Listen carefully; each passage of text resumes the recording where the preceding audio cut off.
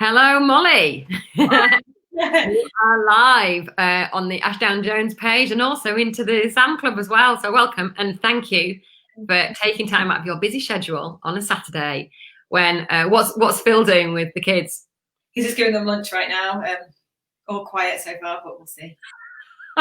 We'll see how that is. What inside? Yeah, downstairs. Wow, I'm impressed with how quiet it is. Maybe they're just really hungry. So just explain to everybody what's our relationship, Mol. You are my mum. And my husband is your business partner in Ashdown Jones. That's right. That's right. So we've got a family session today, and it's taken me a little while to persuade Molly to come on because she's a very busy mum, and also because I think she was a little bit worried. You were a bit worried that you couldn't really show what to do to take a photograph of children without actually doing it. It's hard, isn't it, to talk about the theory? And we decided that Noah and Rosie probably would not comply being models for this session. No, it's hard to hard to show like professionally what you do with a camera if you don't have a camera, but we'll try. We'll try. And we've already had Liam and Paddy on talking about their gardening business, and we've had Tess on talking about creating a work from home office. So it was about time we got you on, Mol. It's me. Okay, so what is the business that you run? So I'm a photographer. Not a wedding photographer. Everybody asks that. Babies and children and families. Newborns and families mainly. Oh, and what got you into photography in the first place? You did actually. Sorry about that. Those of you that don't know, my mum used to photograph children, and my auntie is still a wedding photographer. So I've had tips and been able to use my mum's camera and things like that. And I think how it started actually, I took a picture of Noah that I really liked, and I sent it to Sam, my mum, and she said, "You should be a children's photographer." So just went from there, really, didn't it? I think one of your best traits, Molly, is you are incredibly patient. In fact, out of everybody in the family, you are the most patient person. It's fair to say. And when I used to run the studio in Kendal, which was a really long time ago, before I had you, so over 24 years ago, I just did not have the patience. We had half-hour slots. If that child didn't smile in half an hour, I was moving on. Yeah. But sometimes your shoots go on a little bit longer than that, don't they, to get the perfect picture? I don't have a limit on time slots really. Other than newborns, I kind of have to fit it in when the kids are in nursery. But families and things, you have to go by the kids, don't you? Yeah, because it's all about getting the right picture, isn't it? And if you're rushed, what effect does that have on the family? Yeah, and the kids want to feel like at ease and comfortable with what they're doing as well. So does that take a little bit of time sometimes? You know, can you just go into a session and take the first photograph right off, or do you have to kind of? It usually takes about 15 minutes, maybe 20 minutes sometimes to get the first picture, because you've got to talk to the parents and make them feel at ease as well, with you like handling their children as well. And then with the kids, you got to like get down on their level and like talk to them and make sure they feel comfortable with you, because you want them to look at you and smile with you and, you know, laugh and joke and play around and stuff and keep contact with them. So they want to feel comfortable with you, really. So you've got to take the time to do that, really. And do you find that you can kind of engage with them and connect with them, but then when you put the camera up, sometimes that forms a bit of a block between you? Yes, it can do. If they're still a bit uneasy, but that's why I try and take a little bit longer time. But sometimes it works to my advantage, because I'll be like, oh, where have I gone? Here I am. Like if they're really ill, and they quite like that. Like then they're like watching, and then they smile when I put it up. So well, I'm sure every parent goes through this, where the kids are doing something super cute, and then you get your phone out, and then they stop or if you know it, it goes, no photo, and runs away, doesn't it? Yes, yeah, definitely. Which is kind of why it helps to have me do it, and then the parents can make them smile, because they know them best, don't they? They can make them smile, laugh, and play along with them, and then I can get the shots of them laughing and stuff, rather than the parent being like, oh, with the camera or phone, and they can't see them. Yeah. And do parents get a little bit stressed if their child doesn't smile? Sometimes, yeah, because especially if you've had a specific idea in mind of what you really want to get out the session, and if the kid's just not feeling it that day, then it's going to be really difficult. So they can get stressed and be like, just sit down. But, you know, it can be stressful. So that's why we try and keep it, you know, really carefree and just light and just let them play, basically. Don't force them to do much. See, when I was in the studio and I'd have a little chair or prop or something, and the parents would be going, sit down, don't move. And then they'd go, and smile. And, and it doesn't work, does it? But one of your ways of getting around that is you do most of your photography outside, don't you? Yes. Everybody that comes to me, they come to me for outdoor. Indoor just doesn't work on, especially kids over 1. They don't want to sit there in a little studio and keep into this little space. They want to be able to play and move around and stuff like that.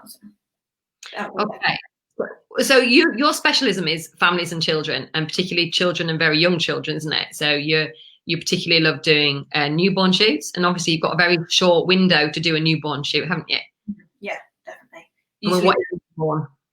Usually under 2 weeks is best. Just purely because baby's so sleepy, then you can just move them around and they don't really care. And the poses that I tend to do with a newborn are very can't think of the word, but they're the poses that we're doing in the womb. So like what we call a womb pose, and you know, it's how they are all cooped up in there. So it's very familiar to them. But after 2 weeks, they start getting out of that, and it's not as comfortable, and they don't like it as much to be in those positions and stuff. So under 2 weeks is definitely best.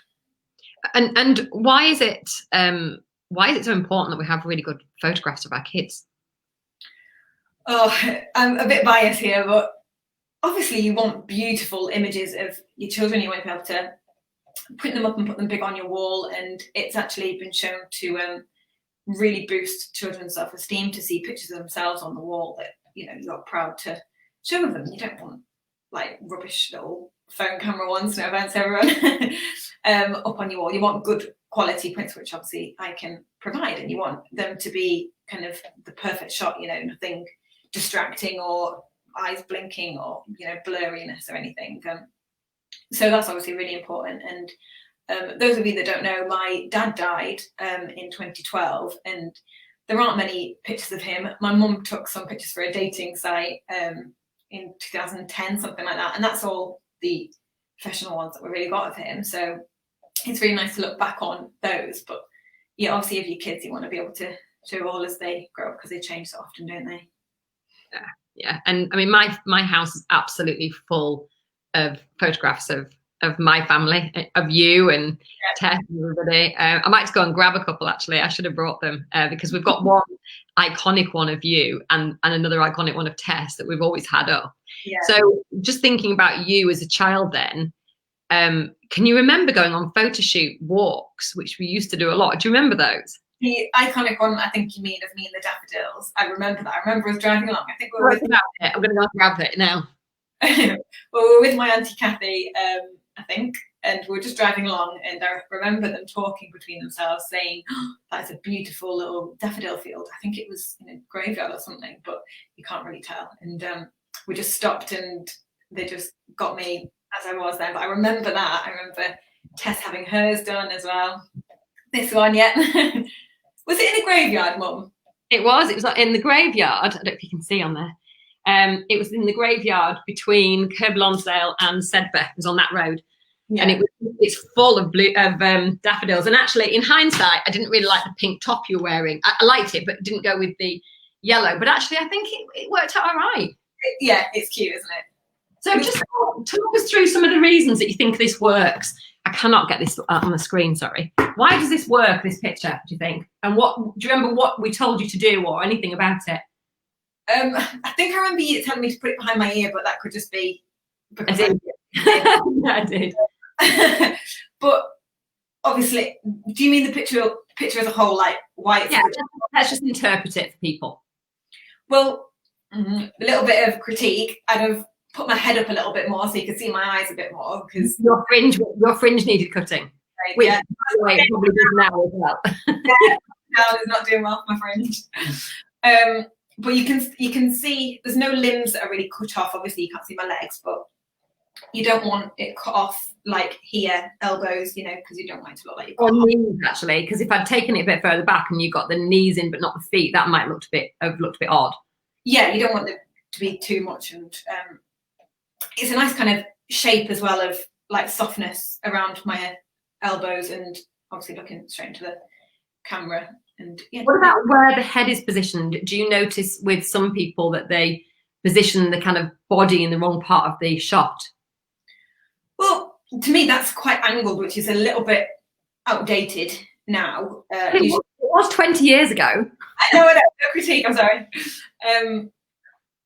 Yeah, so I would usually have it a little bit more straight on, but it can be quite difficult for somebody that isn't used to it. Some people get the head right in the middle of the image, some people get it right at the top, and you kind of want a border around the outside like you've done. You don't want something right on the edge touching, which I always try and avoid if I can. But that's kind of a good, like, you see the flower straight off and it brings you to the head and around, if that makes sense. It's hard to describe to somebody that's not. I get what you mean, and I don't like the fact you can see the stalk and that top daffodil, but then I'm just being picky now. You think it's okay?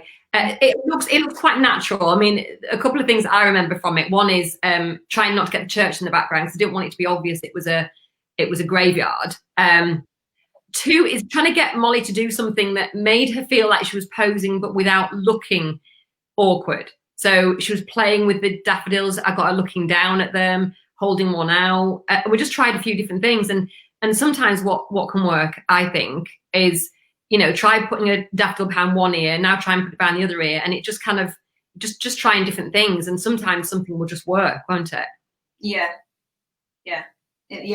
A kid's tense and awkward and they've got the shoulders up and stuff, you want to be able to relax them. So if they're moving around and concentrating on what they're doing, then it usually helps that as well. I think you were about 5 or 6 on that one. Yeah. Yeah, and I think that the benefit of that was that because she'd been posing since she was a baby, because obviously I was a photographer then, and my sister was, you were very used to being posed, and you know, I think the other two were with us, but they would not have posed, as in Tess, which would be about 2 or 3, and then Paddy would have been about 7. So that would have been. Pardon? I was a lot more compliant. I was always the good one, wasn't I? You were always very compliant with photographs, and you always tried to do what I told you to do. And if I told you to move your face or your eyes, whatever, you would just do it. And then it gave me the opportunity to be able to try lots of different things. Now, because Kathy was a photographer and we lived in a very special house, we've got a special photo, haven't we, that we took, which is this one. Of Tess, yeah. So just talk us through this one. I absolutely love that shot. I love the black and white of it, because it really brings out all obviously the contrast and the kind of different dimensions and things. I love how her little legs are crossed as well. I think that's really sweet, and how the light is really clear on her face. You can really see her face. It's not too dark, but the door is really dark. I quite like that, so it makes her kind of stand out against it. And the light through her hair, and you can see it across the floor and the shadow of her legs in it as well. I don't know, I just really love the whole thing, and all the angles as well. It was a bit of an accidental shot, because so a couple of things I remember from it, because you weren't actually there, but you're critiquing afterwards. Yeah. Is one, because you were at school and she wasn't quite a nursery age. Sorry if it's being a bit funny with you. Sorry, there you go. Is the back of this door. So this was black on one side, but white on the other. Oh, so that will reflect back onto her face. Yeah. So I've heard this out and about going. Go on, sorry, go on. No, go on. I was going to say, I've heard of photographers wearing white, because when you're out and about, that will reflect the light back on to their face. Guess who's watching this, Molly? Kathy. This is Kathy's shot, and she was only about 17 or 18 when this was taken. So we were just seeing Kathy what an iconic shot it was. We've got the whole family on here. Tess is on here as well. Tess. So something that, because Kathy and I were playing with this idea for ages. So Tess was definitely our little guinea pig when you were available. And this was between the front and the back of the house. And she had a toy, like a push-along toy here. She was only about 2. And so we were trying to get her to come through the door, see the toy and go, you know, with excitement. But she did that on her face herself. Oh. And then we recreated that quite a few times, didn't we, Kathy? For so this is Kathy Ashdown, by the way, if you want to go and follow her. We recreated it for other clients, because at the time we were running a photography business from there. But I think the elements of that are really, like you said, really important, Molly, and some of them were accidental. But if you were going to try and recreate a sort of something like this, the fact that her little shoes were so cute, but the fact her feet were crossed, there was plenty of light contrast, but you've still got the light on her face. Because wouldn't that have been a disaster if you couldn't see her face there? Because everything else is right. The framing and even the actual frame, which Kathy and I spent ages to choose, which I really like as well, really rustic, which is a complete contrast. Kathy, if you just joined us, remember this picture? This one here, which is, it's probably a little bit dated now in the pine, but because you've got to choose the right frame for the right image, and this is definitely sort of contrasty and striking. But I think what we're seeing from those two shots is they were both set up. You know, we didn't just, it wasn't that we were out for a picnic and we just tried to snap it. We actually planned those shots, didn't we? Yeah, well, I kind of do less posed than that, really. Obviously, it depends on the age. It's Yeah. to get under fives to really pose, but your idea of posing and the mum's idea of posing is different, because a mum's idea of posing is stand there, look this way and smile. Your idea is more that you've got the idea in your mind, you've planned the shot, which is not posed, it's planned. But Kathy's pointed out, when we looked back at the contact strip, because we used to have contact strips in those days, you don't remember these days, Molly, now you have digital photographs. We look back at the contact strip, the one before and the one after that shot were no go. It was that one. And Kathy just said, you know, it's always the best one. It's always the last one. It's always the one that you don't expect it to be. You know, just keep on trying. It stayed timeless, she said. Yeah. So thank you, Kathy. So we've been a bit distracted by those. Sorry, I should have had those out to start with. I think it's nice to see those. And also, I think what you said about boosting a child's self-esteem by having photographs up of themselves. You've always been surrounded by photographs of yourself. In fact, you as a generation is probably, and your children, probably the most photographed generation we have ever had. Definitely. And I think we've got quantity now, but we haven't got quality. Would you say that's true? Yeah, but it is getting there, I think. I think photographers are coming more and more in demand when people realise that they need these good shots. And although phone cameras are great, so they obviously are getting better quality phone images, then yeah, I think hopefully photographers will always be needed, because you always need somebody else to be the photographer. Well, I think as well, you're right, because the mum and dad are there just to kind of make sure that the actual shoot goes well, but you're there to get the final result. You're judged on the result, aren't you? And we've talked about this a few times, because you know when you're a photographer and you're sitting and you're looking at all the photographs you've taken, the one that the parents choose for one for the wall. Go on, what we're going to say? Always different from the one I would choose. Always. I used to choose them myself and then send them the images I've chosen, and now I send a gallery of 30, sometimes even 40 images, and they can choose from there. And I'm always like, oh, as if you've missed this one, or as if you chose that one. Like, it's because it shows their personality, and parents know that best, doesn't it?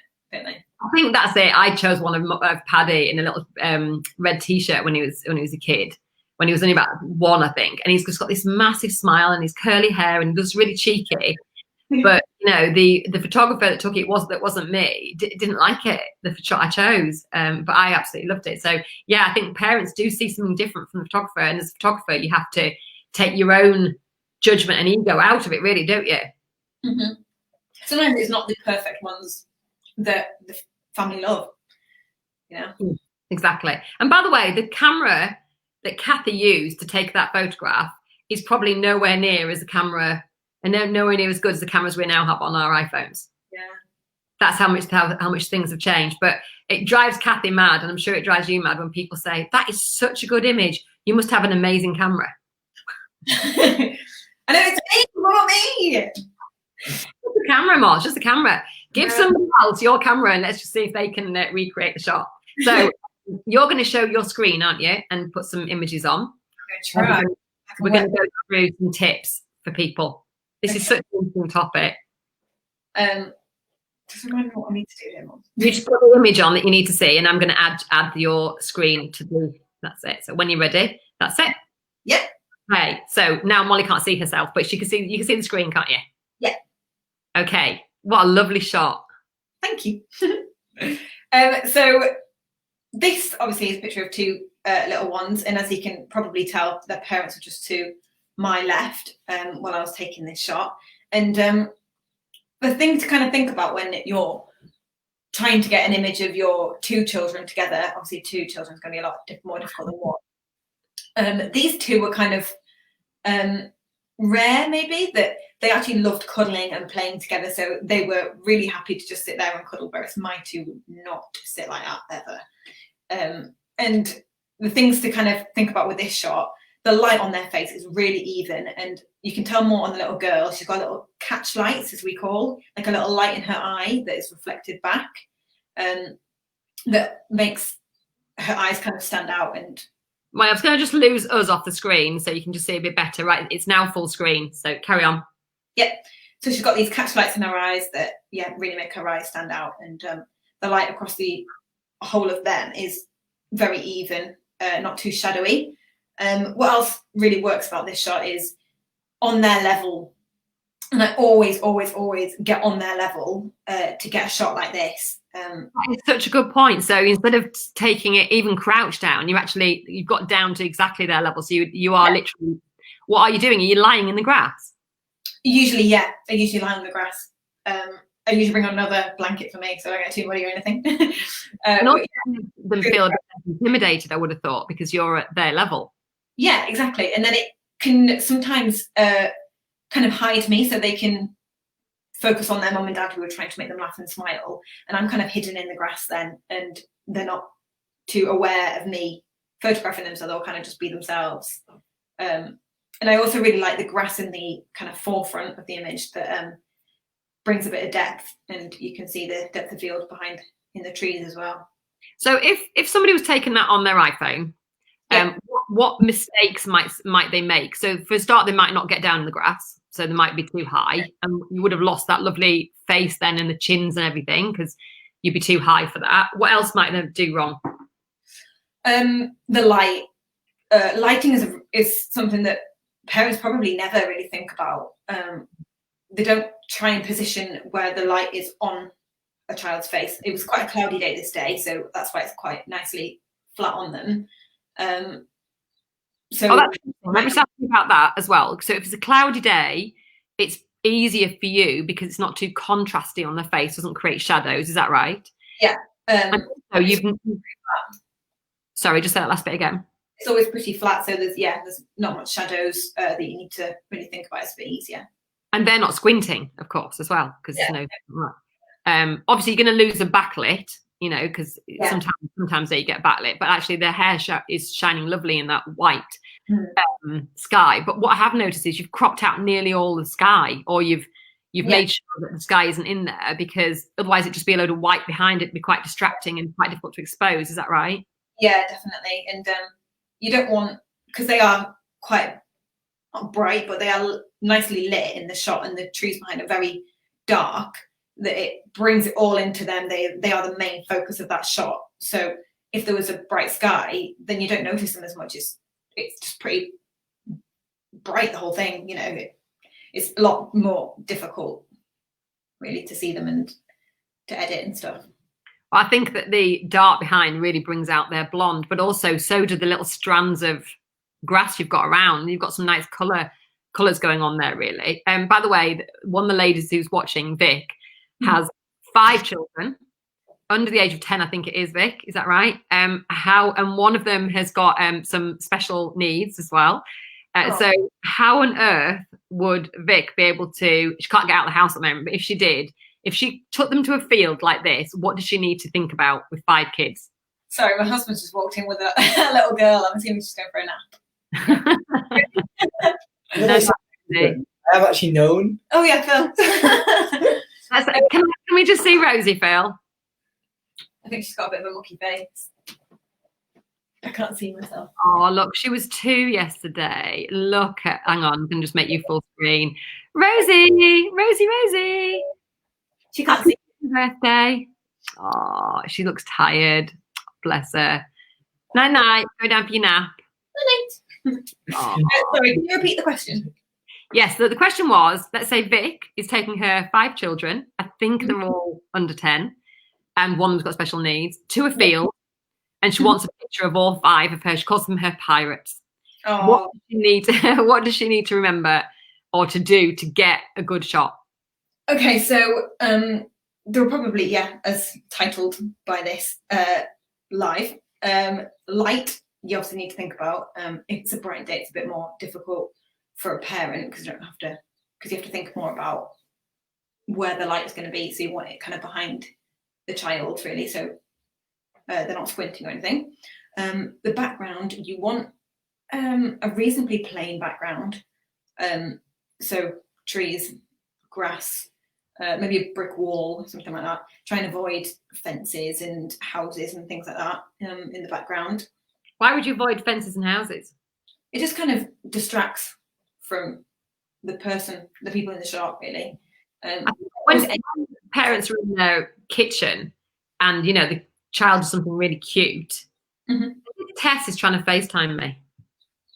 She was just watching this. Then the photographs you're going to get of things you're going to have things like the washing machine in the background or the dishwasher and stuff like that on there. So actually getting out into a field is a really good starting point, isn't it? Because chances are you've lost a lot of distractions, and then the background disappears a little bit and all those kind of things. So, you know, that's what I would say. Get yourself out, go and have a picnic or something with them. Yeah, they can have a little sit down and play in the grass and stuff. But yeah, I'd also make sure that you kind of concentrate on what they're wearing. I know that sounds quite extreme, but you don't usually think about what your kid's wearing to take pictures of them unless you're doing a professional shoot. But try and get something that kind of matches each other with kids. I wouldn't say put all of them in a blue t-shirt. I would say, you know, pick 2 or 3 kind of colour schemes and link them together. So blue, white, green, for example, then one of them in a blue and white stripy top, one of them in a blue top, one of them in a green top, one of them in a white top, one of them in a white and green spotty top, you know, just kind of coherent all together without being too matchy, and they all kind of show their individual personalities as well. Yeah, that's a good one. Yeah.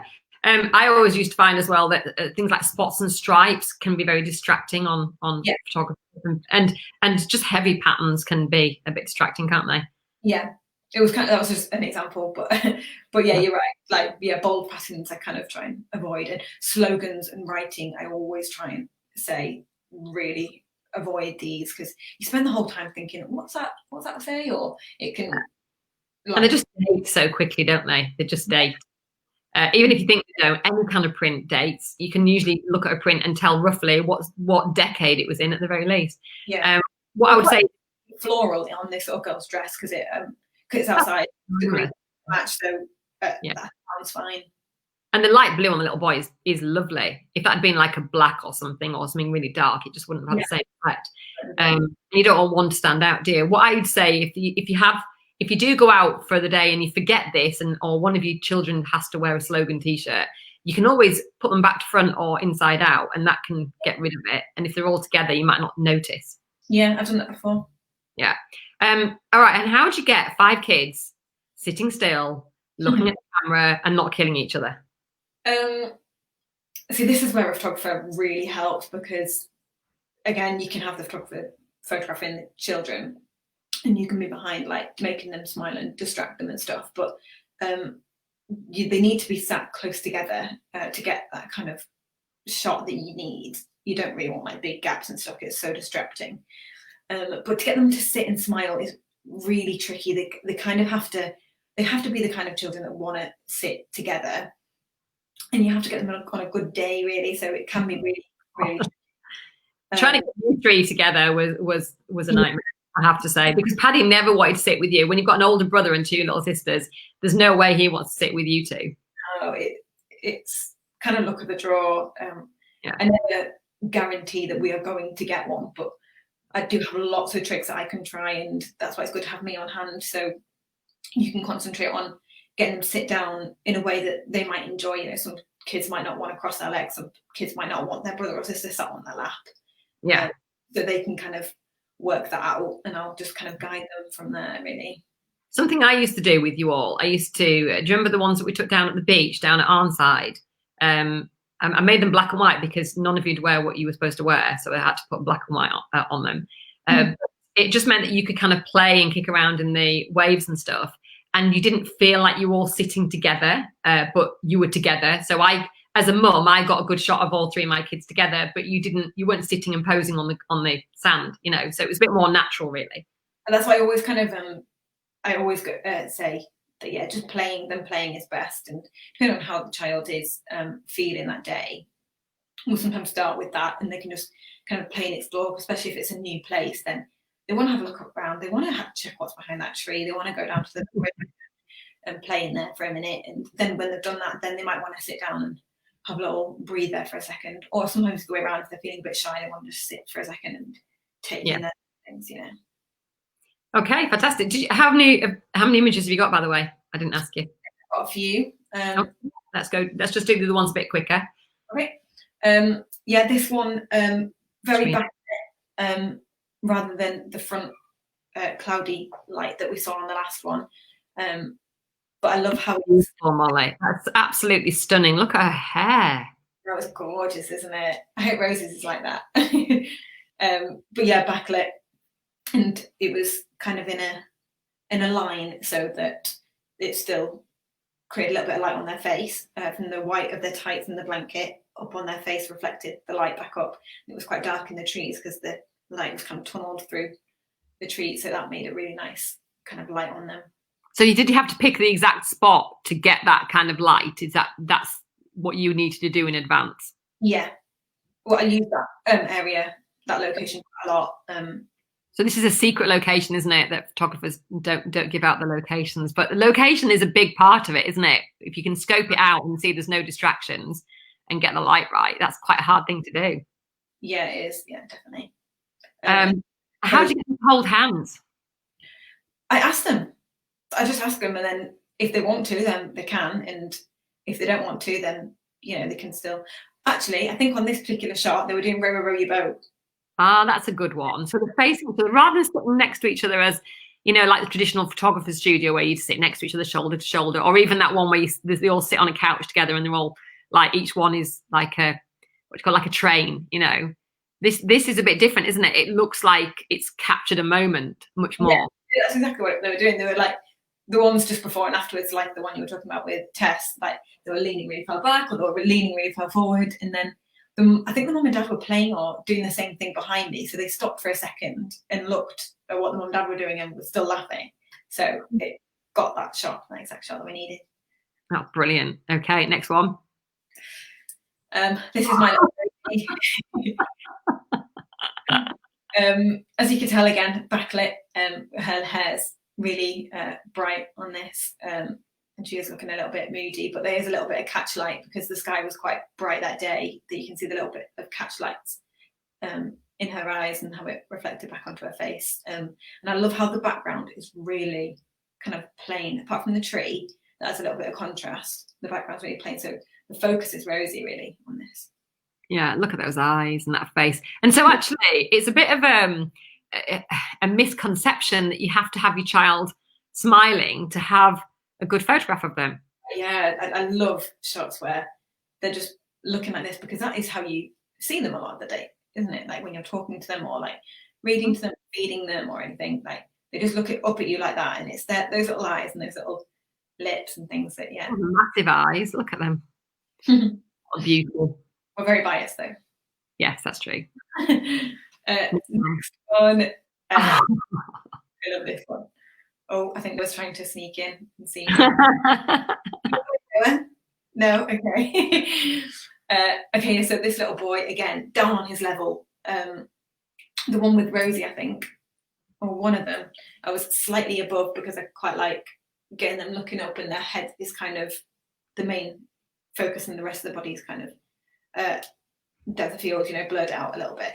But yeah, this one with him lying down, it was nice to get him on the same level as him. Backlit, you can see the light coming through the trees in the background, and how it created a little spot of light just on him, and the kind of around him is quite dark. I don't know if you can really tell that on film. Yeah, it's good. And the grass in front is all blurry again, so it creates that depth, and yeah. Now you can, I suppose, do this with let's say an iPhone on portrait mode, can't you? you can create this kind of.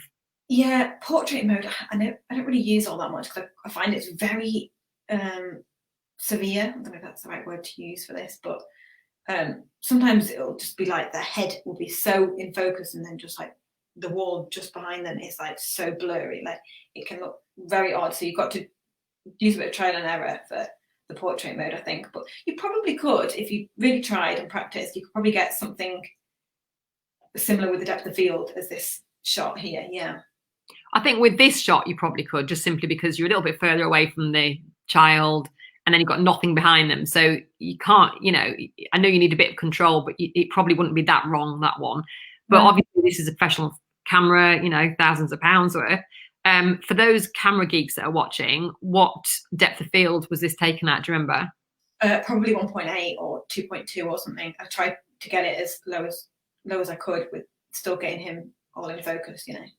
Right. Okay. But in fact, 2.5 actually. I probably wouldn't go lower than 2.2. So for those of you who have got a lens, and you know, an SLR way means you can change the lens on your camera, and you want to know what they mean, there's a really good episode of Lockdown Lessons I did with Eric Pye the other day. I think we did it last weekend, and he explained all the camera settings. But all it means really is that the lower the number, the wider the aperture, which is the hole that the photograph is taken through, and then the least that's in focus. So if you're going to take a landscape shot, you would have that very high number, maybe 22, which is an f-stop, it's called, stupid name. And if you were taking a picture of a child, you could go all the way down to, like you said, a 1.8, 2.2. Mm-hmm. That's what creates this. And I suppose the benefit of an SLR camera above a phone is just control, isn't it? Control of the image. Yeah, definitely. And all the camera is for is to get this gorgeous shot, whereas a phone obviously does lots of other stuff, so its main focus isn't the shot. If that makes sense. Good point. Yeah. Okay. Next one. Oh, little bluebell.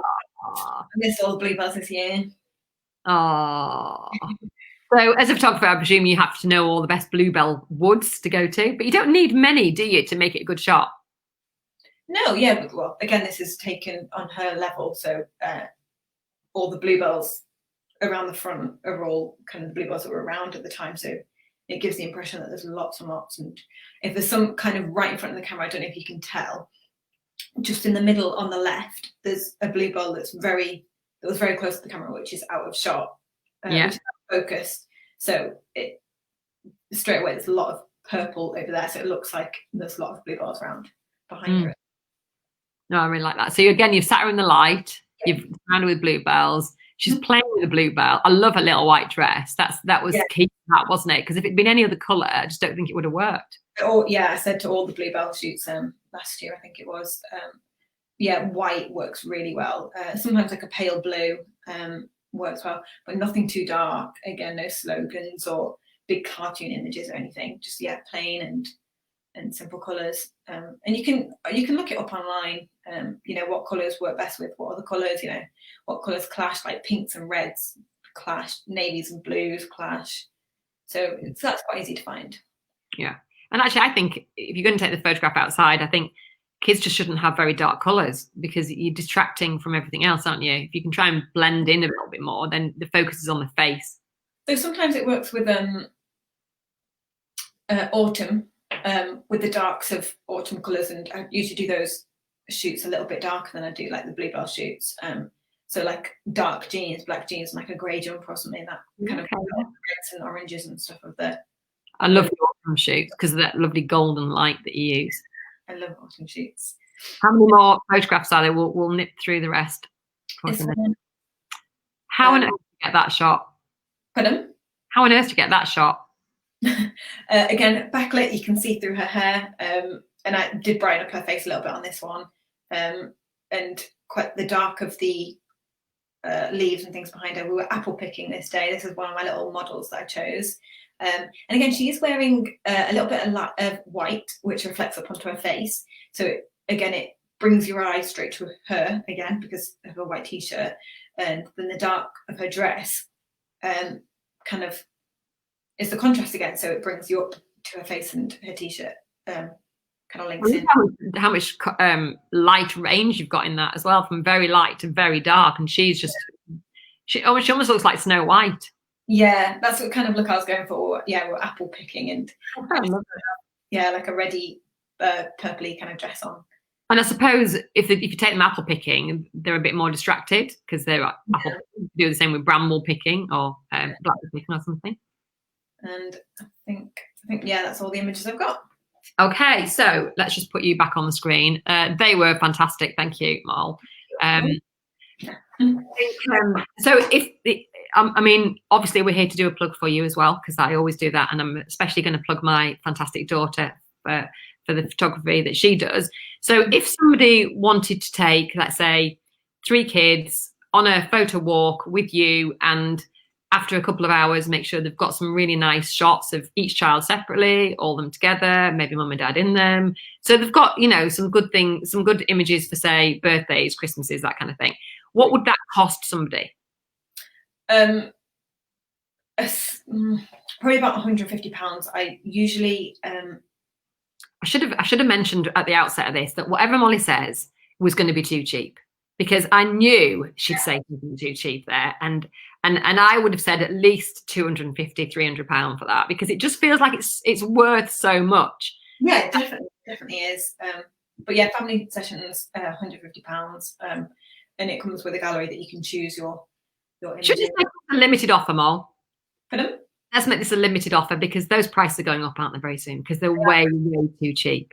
Yeah, I've got a plan in motion for my price increase, so it's not going to last long. I'm very glad to hear it. But for all of you sort of grandparents, as I am, and people who are missing their families, or got family abroad, maybe they're going to go and see them this year, all those kind of things, I think a photograph is just such a lovely thing to give them. And if you're doing the shoot and then you're going to give them digital images, then they can send them, can't they? Yeah. To families and friends. And hopefully this lockdown will be finished in the next few weeks. So you'll probably be taking bookings for July, August, September, will you? Yeah. Mm-hmm. Already got some. I know it's a shame you haven't been able to take a picture of Hannah's baby. Our lovely Hannah Julian, who is our client executive, is taking a little break for having her baby Elle. And she's also got Jake as well. So hopefully, as soon as possible, you'll be able to go around and photograph them both ways. Can't wait. Kathy's saying amazing value. And in the beautiful Lady Street too. We forgot to mention, actually, that you can go on photo walks with them or photo shoots with them where you've got their favourite view, their favourite mountain, their favourite lake. Even when there are tourists around, there are still ways of getting really lovely photographs in the lakes. I mean, Kathy's photographed weddings in the lakes. That's not easy. When we book in a session, I always say, what kind of location do you want? Do you want a lake? Do you want like a pretty field? Do you want woodland? And let them decide. And sometimes they do have places that they really want to use, and they've done that walk every day. And I just did one at Kirby Lonsdale a few weeks ago that she does that walk every single day with her daughter. So that was a lovely place to use. If there's anywhere that's kind of sentimental to you, then we can definitely use that, and it means more then as well. I think some people as well want to know where that place was, as in to see something there, like a landmark, like a bridge or whatever. Yeah. And other people just need to know they were there. Yeah. And so we know that photograph of you and the daffodils was taken, in a beautiful graveyard, but we don't need to show the grave to show that, it still means something to us all as a family. I should have shown a couple of photographs of that Kathy had taken as well. Let me just grab this one, because something to think about as well is backgrounds. I know we mentioned that, but sorry, I'm hobbling. I'm really stiff after my run this morning. But this is a photograph that Kathy sent me of her beautiful baby, my beautiful niece, Robin. Oh, isn't that gorgeous? So one of the things I really like about this is the yellow background. She gave me 2 to choose from, and I chose one with the yellow background. Which I think is just at her front door. No, it's at the beach. Oh, it's at the beach, is it? Okay. So what would you like to say about backgrounds? Because normally a parent would not look at a yellow wall and think, I must take a photograph of my child in front of it. Yeah, I think that's where me and Kathy differ a little bit. My style is a little bit more blank and plain backgrounds. I love the colour and the white wood and stuff. It's very clean, and the lines and things. Yeah. Yeah, I bet Kathy's taken so many photographs down at the beach huts that it's probably part of her repertoire. And I think every photographer has that. And I think it's important to choose the right photographer for your style as well, isn't it? That's something important. Yeah. So can we just quickly go over those 5 tips again, just to make sure everybody got them? I didn't mention 5, but I will do now. Light. You want it on their face. If it's too bright, then get it behind them, which is the easiest way. Sorry, I had them up on my phone. Background, I really like plain, but again, it's your style, whatever kind of is better for you. Face, clean the faces, wipe snotty noses, so bring a tissue or wipe out with you. For clothes, plain clothes work better, no bold patterns or writing. Plan to distract them, that would be number 4. So if they're with their sibling, kind of use their sibling relationship together. So Rosie really likes to tickle Noah's neck, and it gets him smiling. So when I take pictures of them, I usually get her to do that, and then tickle her tummy, and that gets them just sat there like reasonably still but happy. So that kind of works. So a little plan to distract them, or singing their favourite songs, that kind of thing for their little baby. And number 5 would be to edit them afterwards. Some people just take them as they are, just leave them. But if you just adjust a little brightness or saturation, or turn them black and white, things like that, then it can really make a huge difference to the shot.